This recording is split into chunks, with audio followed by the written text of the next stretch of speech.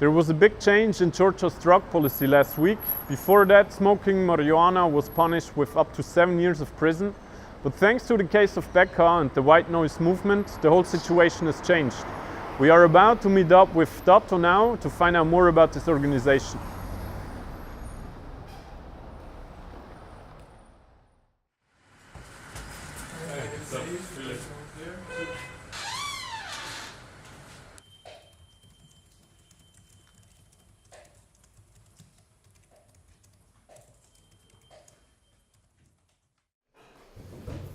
So, could you introduce yourself and your organization? Yeah. My name is Dato. We are from the movement, White Noise Movement. It's called in English, and we are struggling, or we are working for marijuana and other drugs, especially illicit drugs and other things like this. We only concentrate on the repressive drug policy, and we want to change this approach. How is the legal situation in Georgia when it comes to the use of drugs? It's very harsh. I mean that it's very repressive. It's especially related to the social vulnerable people. If you're drug users in Georgia, you have no option. You have to go on a methadone program, or you can go to the jail.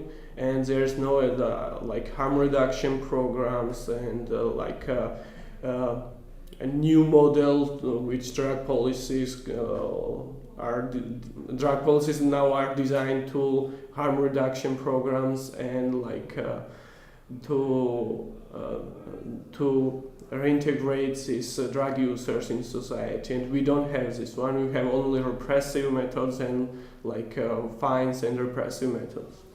If I would get caught smoking a joint here in the park, what would the punishment be? It will be, in the first time, it will be fine.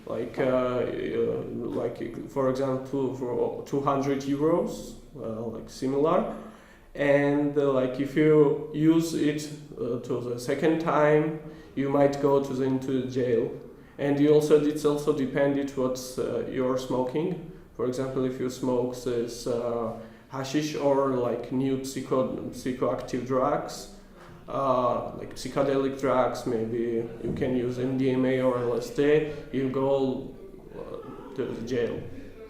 And you were working on a very special case from Beqa, and last week the High Court changed the law because of this case. Can you describe the case, how it all happened, and how did your movement start evolving around this case?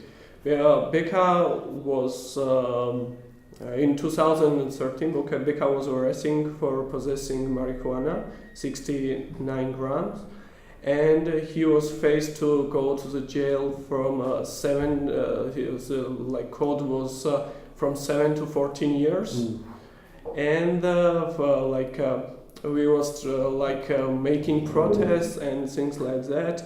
And we also go to the High Court, and we demanded from High Court to suspend this law because it was unconstitutional. Mm-hmm. And after the 1.5 years of this process, they finally make decisions that possessing marijuana, possessing and buying marijuana up till 79 grams should not be punished by the prison, by the jail. The government now should implement the law, which does not use the jail for marijuana. And in the process of fighting for this case and going to the High Court, did you receive any kind of legal help from any other organizations, or were you basically just you and your friends? We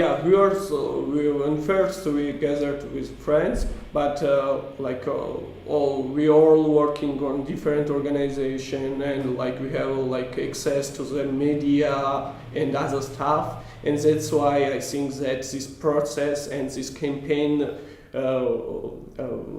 is successful, and we have reached some goals, and we have makes these things happen.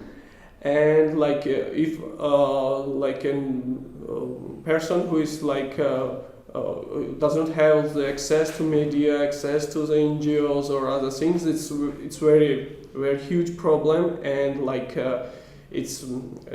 there are lots of people who doesn't have this. They have to go to the jail, and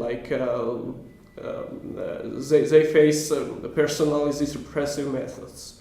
And this decision is not only related to Beqa, it's related to the many people who was arrested on behalf of this code, the 216 Georgian criminal code, which says that, which before said that, now it is not saying that because it's unconstitutional. People should go to the jail for using marijuana from 7 to 14 years. So because of your work now, a lot of weed smokers who are currently in jail will be released? Yeah, they will be released, and their case will be classified with a new code which should implement. The parliament is obliged to implement the new code, which will not use the jail for using marijuana. Really nice. Congratulations for that. Thank you. How would you describe the general attitude in the Georgian society towards the usage of drugs? Is it widely spread, or is it very few cases who do it? And let's say if your parents find out, or your employee, how would the reactions be?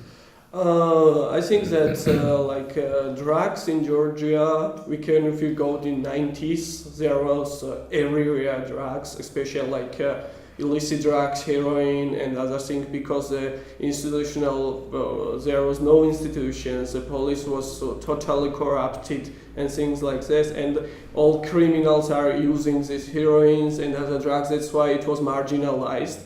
And we have, after the Rose Revolution 2003, Georgian government implemented the criminal code, which was directly repressive. They implemented war on drug policy here, and finally we see that this war on drugs does not work, because the drug-free society is not possible, and you cannot prohibit all drugs, because when there was a case that heroin is not accessible at all in Georgia, and people trying to invented their drugs, they're using different kinds of chemistry, and there was a high number of mortality here, overdoses and things like that. It was very problematic, and now we want to go on the liberalization, because we have now the institution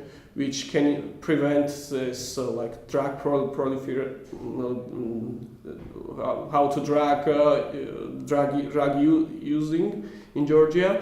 And we now go to the liberalization because it's related to the whole majority of Georgian. Because if you go to the region, it's also different in Tbilisi and in regions. In Tbilisi there is not so much tough methods, but in regions political parties also using drug users for collecting voters and other stuff, and they are in total repressive conditions. So now, after this success of actually changing the law with regard to the usage of marijuana, what is the next goal of your organization? What are the next steps that you want to implement? Our next step is to work on marijuana as a psychedelic drugs, as illicit drugs, and work on harm reduction programs. And our goal is, and our vision is that the drug policy should go from the Ministry of Internal Affairs to the health minister, because they should implement this, because these people is not criminal. They need the help, they need treatments, and we are looking forward to go to working on this for treating them, and especially for illicit drugs, which is very problematic here. And other, because in clubs or other parts in Tbilisi, lots of people using psychedelic drugs, and they have also a problem because it's the poor qualities, because there is like this controlling drugs, and like people they themselves inventing this bio-LSD or something, which is very harmful, and we are looking to change this also. Okay, good luck with that. Thanks a lot for the interview. Thank you.